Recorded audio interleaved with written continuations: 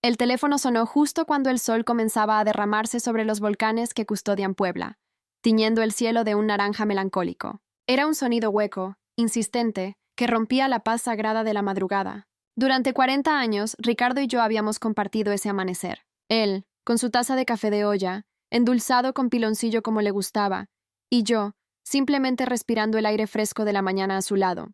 Pero esa mañana la cama a mi lado estaba vacía. Ricardo había salido temprano para supervisar uno de sus proyectos de construcción, una pequeña capilla en un pueblo cercano. «Vuelvo para la comida, mi amor», me había dicho, besándome la frente con esa ternura que el tiempo nunca logró desgastar.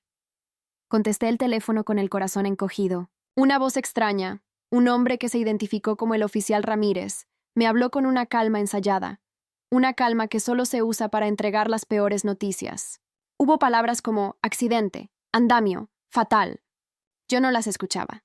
Solo oía un zumbido creciente en mis oídos, como un enjambre de abejas atrapado en mi cabeza. El mundo se desvaneció. El auricular se me resbaló de la mano y cayó sobre el suelo de baldosas con un golpe seco que resonó en el silencio de la casa. Mi Ricardo, mi compañero de vida, el hombre que construía sueños para otros, se había ido para siempre.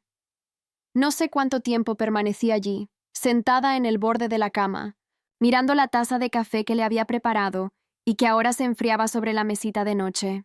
El dolor era una bestia física, una garra que me apretaba el pecho y me robaba el aliento.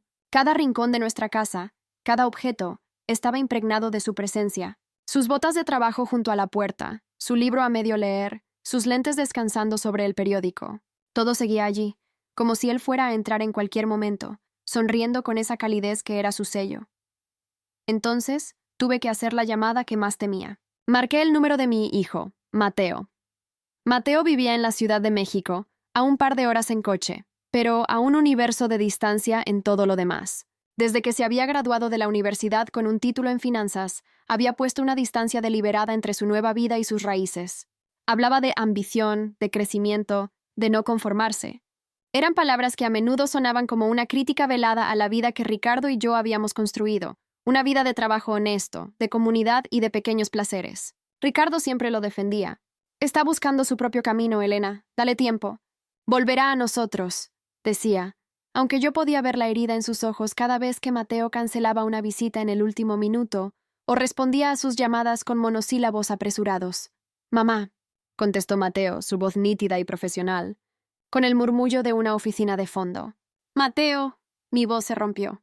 No pude decir más, hubo un silencio. Pude casi oírlo procesar mi tono. «¿Qué pasa? ¿Estás bien?» «Es tu padre», susurré. «Hubo un accidente». «Se ha ido, Mateo. Tu papá se ha ido».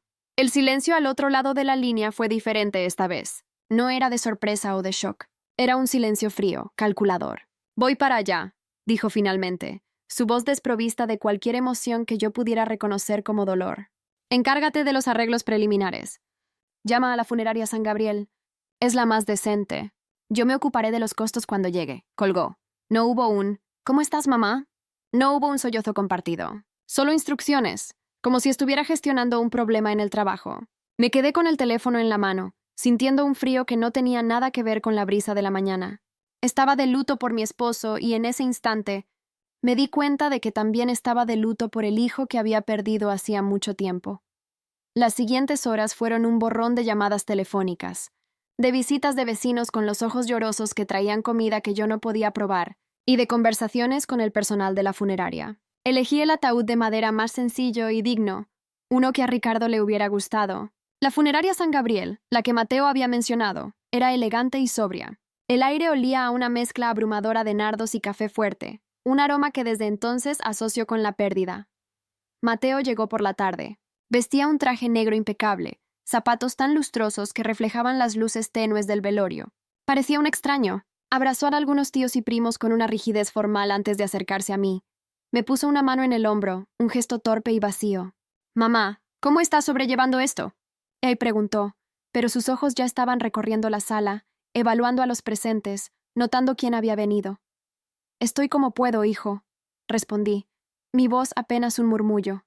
Quería que me abrazara, que llorara conmigo, que compartiera una anécdota de su padre. En cambio, se enderezó y su mandíbula se tensó. «Esto es modesto», dijo, mirando las coronas de flores que nuestros amigos habían enviado. Papá merecía algo más grande. La crítica me golpeó como una bofetada. Tu padre era un hombre humilde, Mateo. No le gustaban las ostentaciones. Esto es lo que él hubiera querido. Están aquí las personas que lo amaban. Él soltó una risa corta y amarga. La gente que lo amaba no paga las cuentas, mamá. Él trabajó toda su vida como un burro. ¿Y para qué? ¿Para esto? Hizo un gesto despectivo hacia la sala. Se refería a nuestra vida, a todo lo que Ricardo había construido con sus manos. Para Mateo, si no se podía medir en pesos y centavos, no tenía valor. La noche del velorio fue larga. Familiares y amigos se sentaron en las sillas dispuestas en hileras, compartiendo historias sobre Ricardo. Hablaron de su generosidad, de cómo ayudó a construir la casa de su compadre sin pedir nada a cambio, de su risa estruendosa, de su habilidad para calmar cualquier disputa con una palabra amable. Cada recuerdo era un bálsamo para mi alma herida, pero también una daga, porque con cada historia, su ausencia se hacía más real. Mateo se mantuvo al margen, pegado a su teléfono, enviando correos electrónicos y mensajes. No participó. Solo observaba, con una expresión de impaciencia contenida. Al día siguiente, en el funeral, la iglesia estaba llena. El padre Rodrigo, un viejo amigo de Ricardo, ofició una misa preciosa, hablando del legado de un hombre bueno, un hombre cuyo verdadero tesoro era el amor que había sembrado en su comunidad. Yo lloraba en silencio, apretando el rebozo negro contra mi pecho, sintiendo el apoyo de mi hermana a mi lado. Después de la misa, en la funeraria, antes de partir hacia el panteón, se abrió un momento para que quien lo deseara dijera unas últimas palabras. Varios amigos de Ricardo subieron al pequeño podio. Hablaron con el corazón en la mano, con voces quebradas por la emoción. Contaron anécdotas que nos hicieron sonreír entre las lágrimas. Era un homenaje hermoso, un reflejo perfecto del hombre que habíamos perdido. Entonces Mateo se levantó, me sorprendió. No había mencionado que quisiera hablar. Caminó hacia el frente con la misma confianza con la que entraba a una sala de juntas. Se ajustó el nudo de la corbata, carraspeó y miró a la multitud. Gracias a todos por venir, comenzó, su voz resonando en el silencio respetuoso. Hemos escuchado muchas historias hoy sobre mi padre, Ricardo. Historias sobre su bondad, su generosidad, su sencillez. Hubo algo en la forma en que pronunció esa última palabra. Sencillez. Un matiz de desdén que me heló la sangre. Mi padre fue, sin duda, un hombre bueno, continuó, paseando la mirada por los rostros de nuestros amigos y familiares. Pero me pregunto, mientras estoy aquí, ¿qué es lo que realmente nos deja? Nos deja recuerdos bonitos, sí, pero los recuerdos no construyen un futuro. La bondad no te asegura un lugar en el mundo. Él trabajó sin descanso toda su vida, pero su ambición siempre fue limitada. El murmullo en la sala cesó por completo. El aire se volvió denso, pesado. Pude sentir la incomodidad de la gente. Mi cuñado, el hermano de Ricardo, hizo un movimiento como para levantarse, pero su esposa lo detuvo. Mateo no pareció notarlo, o no le importó. Sus ojos se fijaron en un punto en la pared, por encima de las cabezas de todos. Se conformó con poco. Soñó en pequeño. Y animó a quienes lo rodeaban a hacer lo mismo. Su mirada bajó lentamente hasta encontrarse con la mía. Fue un golpe directo, certero. Mi madre, por ejemplo. Ella fue la campeona de su conformidad, siempre apoyándolo en su decisión de no arriesgar, de no crecer, de quedarse en la comodidad de lo conocido.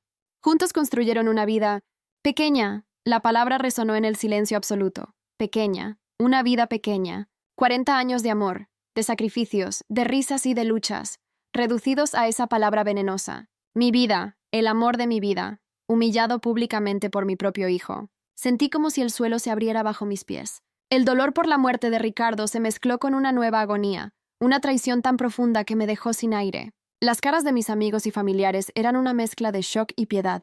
Me miraban a mí, a la viuda desconsolada, ahora avergonzada en el funeral de su esposo. Mateo terminó su discurso con algunas frases vacías sobre seguir adelante y construir un legado del que su padre estaría orgulloso, pero yo ya no lo oía. Estaba atrapada en un capullo de dolor y humillación. Cuando volvió a su asiento, ni siquiera me miró. Sacó su teléfono de nuevo, como si acabara de terminar una transacción de negocios sin importancia. El resto del servicio es un recuerdo borroso. El viaje al panteón, la tierra cayendo sobre el ataúd, las últimas despedidas. Yo me movía como un autómata, mi mente repitiendo una y otra vez la escena. La voz fría de mi hijo, su mirada acusadora, la palabra pequeña. Frente a la tumba de Ricardo, mientras la gente se dispersaba lentamente, Mateo se acercó a mí. El abogado de papá llamó. dijo en voz baja, como si nada hubiera pasado. La lectura del testamento es mañana en su oficina.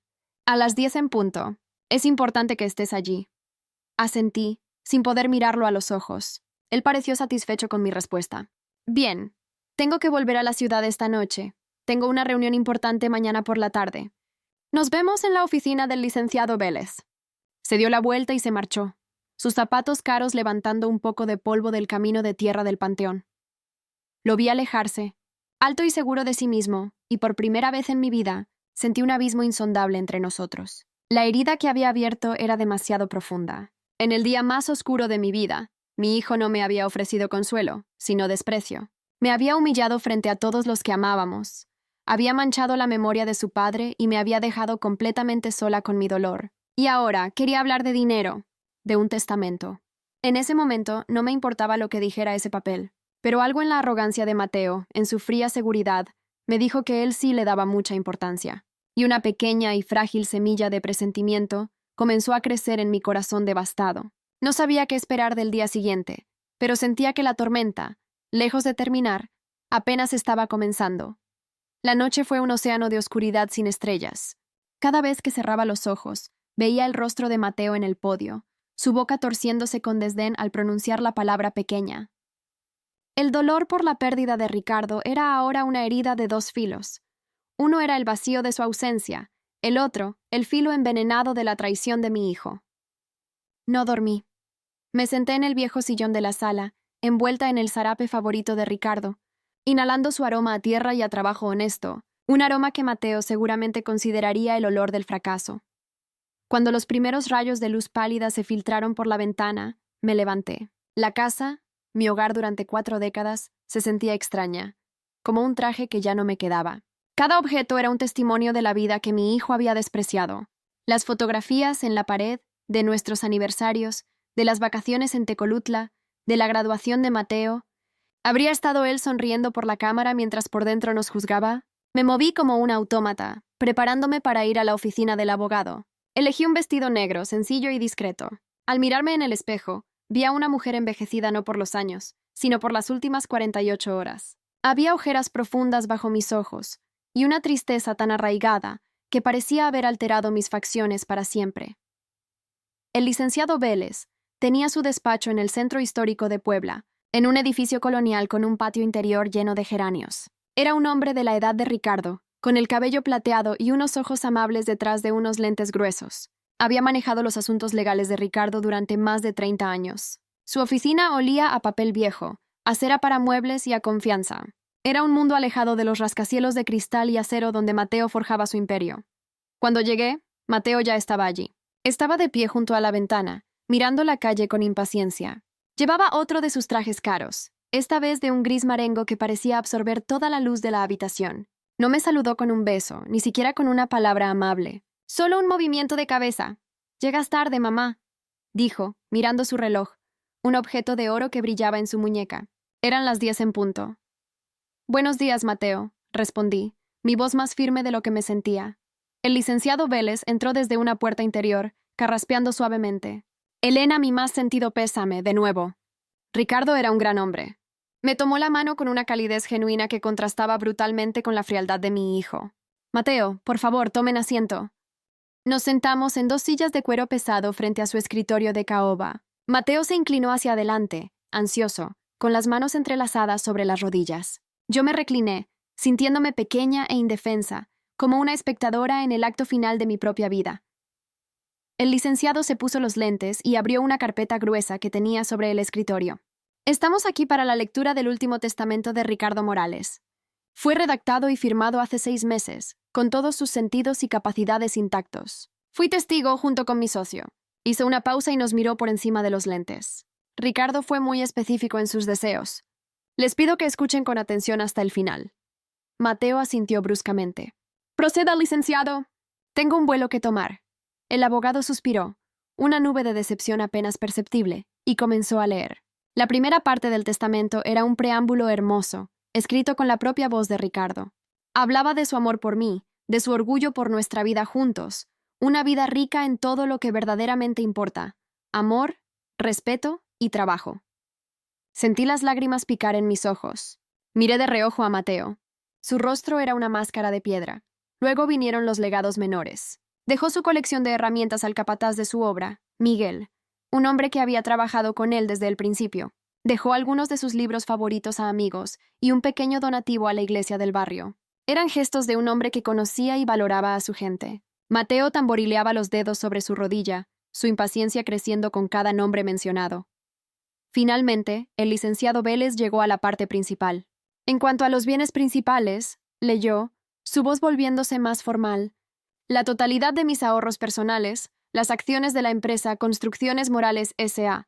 y todas las propiedades y terrenos asociados a dicha empresa, los lego a mi único hijo Mateo Morales. El cuerpo de Mateo se relajó visiblemente. Una sombra de sonrisa, una expresión de triunfo, cruzó su rostro. Me miró con una suficiencia que me revolvió el estómago. Era la mirada de alguien que había sido validado, que había ganado. Se había salido con la suya. El pequeño imperio de su padre era ahora suyo para desmantelar, vender y convertir en el capital frío y duro que tanto veneraba. Pero el licenciado Vélez no había terminado. Levantó una mano. Con una condición, añadió, su voz clara y firme. La sonrisa de Mateo se congeló. ¿Una condición? Sí, una condición vinculante e inquebrantable, afirmó el abogado, y continuó leyendo. Para que mi hijo, Mateo, pueda tomar posesión de su herencia, deberá cumplir con lo siguiente. Deberá mudarse de vuelta a Puebla y vivir en la casa familiar durante un periodo de 6 meses ininterrumpidos. Mateo soltó una carcajada incrédula. ¿Qué? ¿Es una broma? No he terminado, dijo el licenciado con severidad. Durante esos 6 meses, deberá tomar personalmente las riendas del último proyecto en el que yo estaba trabajando. La construcción de la capilla de San Judas Tadeo en el pueblo de Cholula. No como supervisor, sino como un trabajador más. Deberá presentarse a trabajar todos los días, junto al resto de la cuadrilla, bajo las órdenes del capataz, Miguel Hernández. Su salario durante este periodo será el mismo que el de cualquier otro oficial de albañil, y deberá vivir únicamente de ese salario. La boca de Mateo se abrió. Estaba atónito, incrédulo. Yo también lo estaba. No podía entender lo que estaba escuchando. El licenciado Vélez continuó, su voz implacable. Además, durante este periodo, la gestión financiera de Construcciones Morales S.A.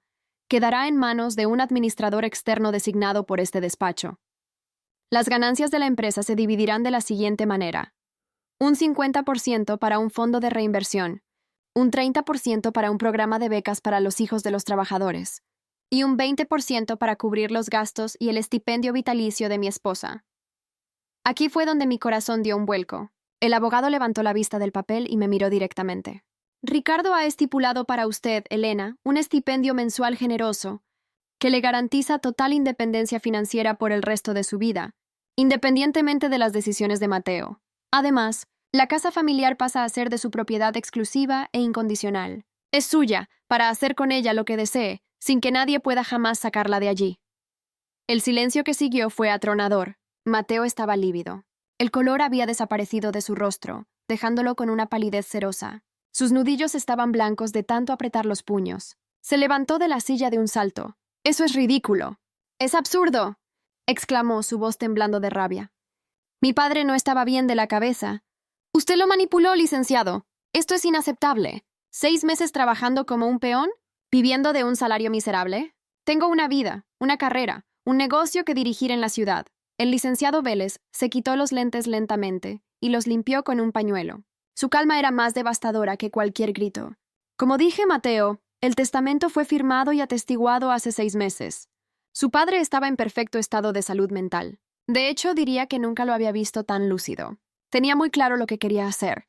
¿Y si me niego?», espetó Mateo, su rostro contraído por la furia. «¿Qué pasa si me niego a participar en esta farsa humillante?». El abogado volvió a mirar el documento. Ricardo también pensó en esa posibilidad, dijo con calma. Cito: «En caso de que mi hijo Mateo se niegue a cumplir esta condición o la abandone antes de su finalización, renunciará a la totalidad de la herencia aquí mencionada. En ese caso, la empresa Construcciones Morales S.A. será disuelta. El 50% de sus activos se destinará a garantizar el estipendio y el bienestar de mi esposa, Elena, por el resto de su vida. El 50% restante será donado íntegramente a la Fundación Manos a la Obra, una organización que apoya a los artesanos y trabajadores de la construcción de Puebla. Mateo se quedó sin palabras. Se tambaleó hacia atrás como si hubiera recibido un golpe físico. Se puso pálido, terriblemente pálido. Su arrogancia se desmoronó, reemplazada por una expresión de puro y absoluto shock. Su padre, el hombre que él consideraba simple y conformista, lo había acorralado por completo. Le había presentado una elección imposible. O se tragaba su orgullo y vivía la vida que tanto despreciaba para obtener la fortuna, o se aferraba a su arrogancia y lo perdía todo, viendo cómo el dinero iba a parar a la gente que él consideraba insignificante. Y entonces lo entendí. Esto no era un testamento sobre dinero. Era la última lección de Ricardo. Era su intento desesperado, desde más allá de la tumba, de salvar el alma de su hijo. Era su manera de proteger a la mujer que amaba. Mi Ricardo, mi hombre sencillo y de pocas palabras, había orquestado todo con una sabiduría y una previsión que yo nunca había imaginado. No había construido una vida pequeña. Había construido una fortaleza para protegerme y una última oportunidad de redención para nuestro hijo. Miré a Mateo, pálido y tembloroso, atrapado en la red que su propio padre había tejido con amor y dolor. Y por primera vez desde que sonó el teléfono esa fatídica mañana, no sentí miedo ni desesperación. Sentí la fuerza de mi esposo fluyendo a través de mí. La humillación del funeral se desvaneció, reemplazada por una profunda y tranquila sensación de justicia poética. La partida no estaba terminada. Apenas acababa de empezar. Mateo no volvió a la Ciudad de México esa tarde.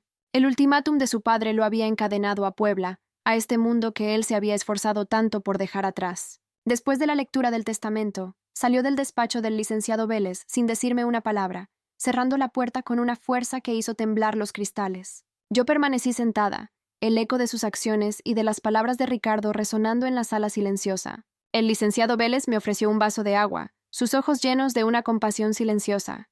Ricardo sabía lo que hacía, Elena, dijo suavemente. Amaba a ese muchacho más que a nada. Yo solo asentí, incapaz de hablar. El amor de Ricardo era una fuerza compleja, un río con corrientes profundas y misteriosas. Regresé a casa y la encontré vacía y silenciosa. Pero por primera vez desde la muerte de Ricardo, no parecía opresiva, parecía mía. La escritura a mi nombre, el estipendio que me garantizaba la paz, eran más que dinero. Eran la última declaración de amor de Ricardo, un escudo que él había forjado para protegerme. Esa noche Mateo apareció en la puerta. Su rabia se había transformado en una furia fría y contenida. Apenas me miró mientras subía las escaleras hacia su antiguo cuarto, arrastrando una maleta costosa. Me quedaré aquí, anunció desde lo alto de la escalera, su voz desprovista de cualquier calidez. Pero que quede claro, mamá. Lo hago por lo que es mío por derecho, no por este circo sentimental que mi padre montó. En cuanto terminen estos 6 meses, venderé todo y nunca más volveré a pisar esta ciudad. Esta es tu casa, Mateo, respondí calmadamente, aunque su tono me hirió. Siempre lo ha sido, soltó una risa seca. No, esta era su casa y tuya. Mi hogar está en otro lugar. Los días que siguieron estuvieron llenos de una tensión palpable. Mateo trataba nuestra casa como un hotel de baja categoría. Pasaba la mayor parte del tiempo en su cuarto, al teléfono con sus socios y abogados en la ciudad, tratando de encontrar un resquicio en el testamento, una manera de eludir la voluntad de su padre. Yo lo oía caminar de un lado a otro, su voz alta y llena de frustración. Yo continuaba mi rutina, cocinando, cuidando el jardín, recibiendo las visitas de amigos que venían a darme el pésame. Mateo rara vez se unía a nosotros. Cuando lo hacía, se sentaba en silencio, su desprecio por nuestro pequeño mundo evidente en cada línea de su cuerpo. El lunes siguiente, la condición del testamento entró en vigor. Me levanté antes del amanecer, como siempre hacía, y preparé el café. La sorpresa fue ver a Mateo en la cocina, ya vestido, pero no con uno de sus trajes. Llevaba unos pantalones de mezclilla nuevos y rígidos, una camiseta blanca impecable y un par de botas de trabajo que parecían no haber tocado nunca el polvo. Parecía un actor vestido para un papel que no entendía. Miguel pasará a recogerme, dijo, sirviéndose una taza de café negro. El capataz. Pronunció el título con una pizca de desdén. Le preparé un almuerzo como le hacía a Ricardo todos los días. Tortas de frijol, un poco de arroz y pollo. Lo puse todo en una lonchera de metal, la misma que su padre había usado durante 30 años. Mateo miró la lonchera con una expresión de asco. No necesito eso. Comeré en algún lugar, dijo él. No hay restaurantes cerca de la capilla, respondí simplemente, poniendo la lonchera en su mano. Tu padre siempre decía que la comida casera da más fuerza que cualquier otra. No discutió, pero tomó la lonchera como si estuviera sosteniendo algo sucio. Momentos después, la bocina de una camioneta vieja sonó afuera, Era Miguel. Mateo salió sin despedirse. Lo observé por la ventana mientras subía a la camioneta. Vi a Miguel, un hombre corpulento y de rostro curtido por el sol, decirle algo. Mateo solo asintió, su cuerpo rígido e incómodo. La capilla de San Judas Tadeo era el proyecto del corazón de Ricardo. Él había donado gran parte de los materiales y estaba supervisando la construcción de forma gratuita. Era su manera de agradecer a la comunidad. Cuando Mateo llegó allí, la visión que lo recibió fue la de una obra en pleno funcionamiento. Hombres con las manos callosas y la ropa manchada de cemento trabajaban bajo el sol de la mañana, sus voces y el sonido de sus herramientas creando una sinfonía de trabajo. Miguel lo presentó al equipo. «Este es Mateo, el hijo del patrón», dijo, su voz neutra, pero sus ojos observadores. Los hombres dejaron lo que estaban haciendo y lo evaluaron en silencio. Lo conocían de vista, el hijo pródigo que rara vez venía a casa. Y, sin duda, los rumores sobre el discurso en el funeral y las extrañas condiciones del testamento ya se habían extendido por el pequeño círculo de la empresa. «Hoy vas a cargar ladrillos, Mateo», dijo Miguel, señalando una enorme pila. «Los necesitamos en el segundo nivel del andamio». «Con cuidado». El rostro de Mateo se contrajo. Cargar ladrillos. Él, que gestionaba carteras de millones de pesos, estaba siendo ordenado a hacer el trabajo más básico y físicamente exigente. Por un momento pensé que se daría la vuelta y se iría, renunciando a todo. Pero entonces, la imagen de la herencia, de todo lo que él creía que era suyo, debió de pasar por su mente. Con la mandíbula apretada, caminó hacia la pila de ladrillos y comenzó a trabajar. Fue un desastre. Sus manos suaves de oficinista no estaban acostumbradas a la textura áspera de los ladrillos. Intentó cargar demasiados a la vez y casi los deja caer. Sus movimientos eran torpes, ineficientes. Los otros trabajadores intentaron no mirar, pero él podía sentir sus miradas, una mezcla de lástima y diversión. El sol pegaba fuerte. El sudor corría por su rostro, manchando su camiseta inmaculada. Al mediodía estaba exhausto, sus manos rojas y adoloridas, sus músculos gritando en protesta. Se sentó solo a comer, lejos de los otros, que se reunieron a la sombra de un árbol, compartiendo sus comidas y riendo. Abrió la lonchera de metal. Las tortas que yo había hecho, la comida simple del día a día, probablemente nunca le supieron tan extrañas. Comió en silencio. La humillación era un condimento amargo en cada bocado. Los días se convirtieron en una rutina brutal. Cada mañana Mateo se despertaba adolorido y reacio, y se iba a la obra. Miguel no le dio tregua. Hizo que aprendiera a mezclar cemento, a colocar ladrillos, a cargar sacos pesados. Cada tarea era una nueva humillación, una nueva prueba de su incompetencia en ese mundo. Y los otros trabajadores, aunque no eran crueles, mantenían una distancia respetuosa. Él era el hijo del patrón, un extraño en su medio, un turista en su mundo de trabajo duro. En casa, nuestra coexistencia era un campo minado de silencios. Llegaba al atardecer, cubierto de polvo y agotamiento, tomaba una ducha larga y se encerraba en su cuarto. A veces, lo oía en llamadas furiosas, su voz resonando por la casa. «No, todavía no he encontrado una manera...» «Sí, sé que es una locura. Solo mantengan el fuerte allí». Estaba viviendo dos vidas y estaba fracasando en ambas. Una noche, unas 2 semanas después, bajó a la cocina mientras yo preparaba la cena. Tenía ampollas en las manos, y una de ellas se había reventado. Estaba intentando torpemente ponerse una curita. «Déjame ver», le dije acercándome a él. Retrocedió por instinto, pero le tomé la mano con suavidad. Era la mano de un extraño, suave, pero ahora marcada por el trabajo manual. Limpié la herida y apliqué una pomada, la misma que usaba en Ricardo. «Esto es lo que querías, ¿verdad?», dijo de repente, su voz baja y llena de veneno. «Verme rebajado a esto. Debe de darte una gran satisfacción». Terminé de vendar su mano y lo miré a los ojos. «Nunca quise verte rebajado, Mateo. Solo quería tener a mi hijo de vuelta. ¿Y tu padre? Él solo quería que entendieras». «¿Entender qué?», escupió. «¿Que pasar la vida rompiéndose la espalda por unos centavos es noble? ¿Que no tener ambición es una virtud? Entendí su lección hace mucho tiempo y por eso me fui». «Tu padre no era un hombre sin ambición, Mateo», dije, mi voz finalmente ganando fuerza. Su ambición era construir cosas que perduraran. Una casa, una familia, una comunidad. Él medía la riqueza en muros sólidos y en manos extendidas, no en estados de cuenta bancarios. «Esa es la lección que te niegas a aprender». Me arrebató la mano. «Guárdate tus sermones, mamá. Cumpliré mi sentencia. Tomaré mi dinero. Y entonces seré libre de todo esto. De este lugar, de esta casa y de su sombra».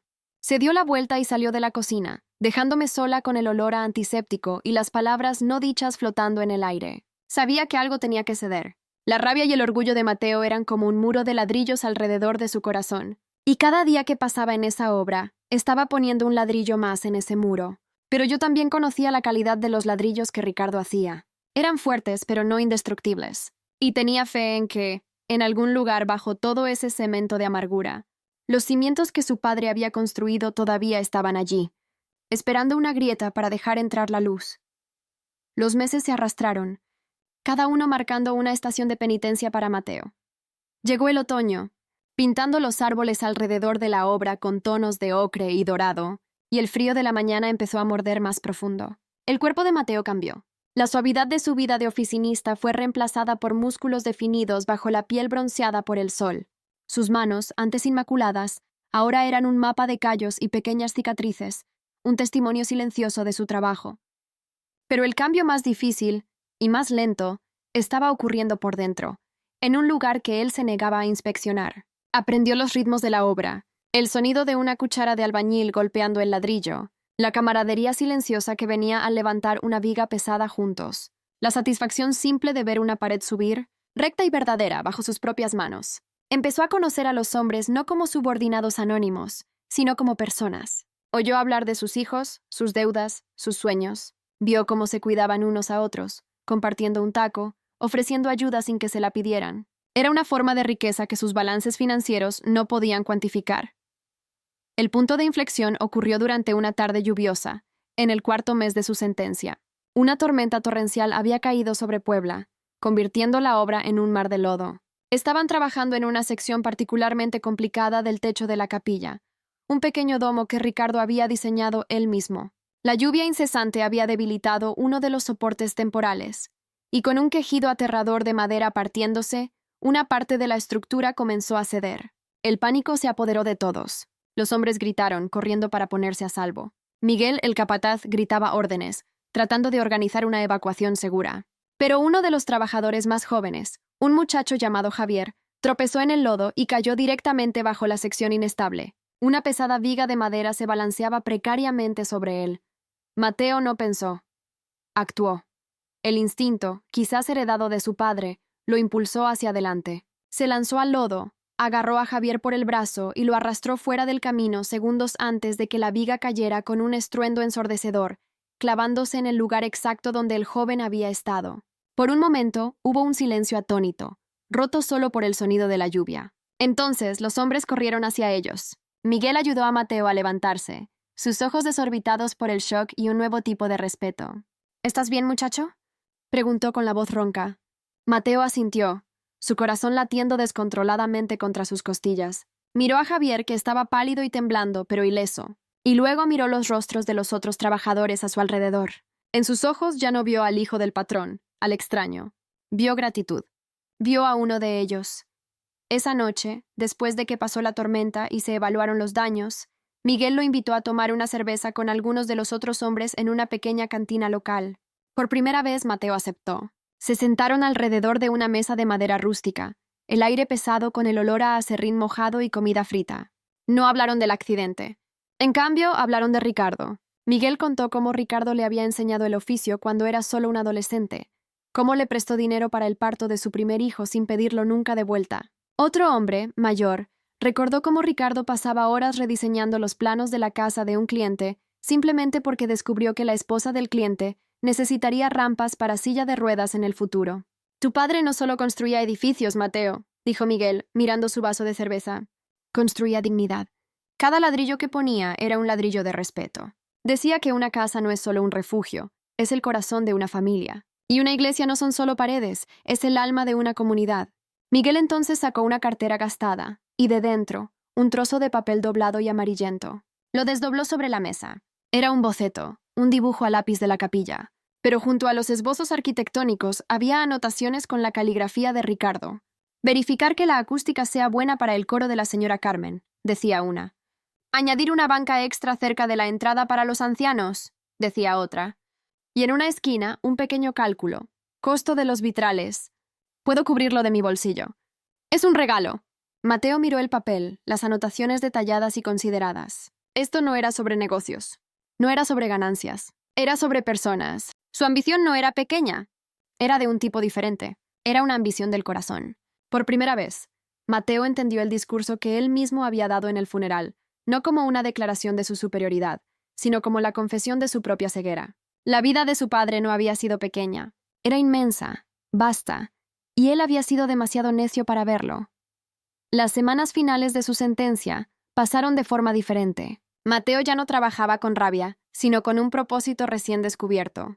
Le hacía preguntas a Miguel, aprendía los secretos del oficio, no porque lo necesitara, sino porque quería. Empezó a ver la belleza en la simetría de una pared de ladrillos, la genialidad en el diseño de una viga de soporte. Estaba viendo el mundo a través de los ojos de su padre. En casa el silencio entre nosotros comenzó a derretirse. Empezó a cenar conmigo en la cocina.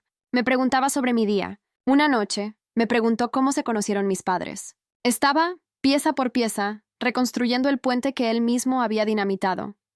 El último día de los 6 meses, la capilla de San Judas Tadeo estaba casi terminada. Era hermosa. La luz del sol entraba por los vitrales que Ricardo había donado, pintando el interior con colores vivos. Mateo se quedó de pie en el centro, solo, el olor a madera fresca y cemento curado a su alrededor. Había cumplido su condena. Era un hombre libre y rico. Esa noche, me encontró en el jardín, donde yo cuidaba las rosas de Ricardo. Se quedó en silencio por un largo tiempo, observando el atardecer. El plazo terminó, dije suavemente. Lo sé, respondió él. Su voz era diferente, más tranquila, más profunda. Llamé a mis socios hoy. Les dije que no voy a vender la empresa. Me volví para mirarlo, sorprendida. De hecho, continuó, una pequeña sonrisa formándose en sus labios. Les dije que estoy pensando en expandir, pero de una manera diferente. El programa de becas que papá empezó. Voy a triplicarlo y la Fundación Manos a la Obra. Voy a convertirme en un donante principal. Las lágrimas llenaron mis ojos, pero esta vez eran de alegría. Finalmente me miró, y en sus ojos vi un arrepentimiento genuino y una paz que no había visto desde que era un niño. Mamá. Lo que dije. En el funeral, fue la cosa más vergonzosa y cruel que he hecho en mi vida. Estaba tan ciego por mi propio orgullo que deshonré al mejor hombre que he conocido. Y te humillé a ti. Su voz se quebró. ¿Puedes perdonarme?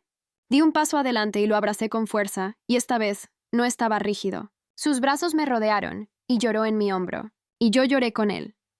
Lloramos por Ricardo. Lloramos por el dolor que nos habíamos causado el uno al otro. Y lloramos por el alivio de finalmente encontrar el camino de regreso. No hay nada que perdonar, susurré. Tu padre lo sabía. Sabía que encontrarías el camino. La vida nunca volvió a ser la misma, pero en el buen sentido. Mateo se hizo cargo de Construcciones Morales S.A., pero la transformó. Fusionó su perspicacia financiera con los valores de su padre, creando una empresa que era rentable y compasiva.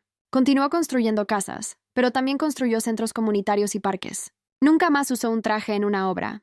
No volvió a la Ciudad de México. Dijo que había encontrado su lugar en Puebla, un lugar que solo pudo apreciar cuando fue forzado a mirarlo de cerca.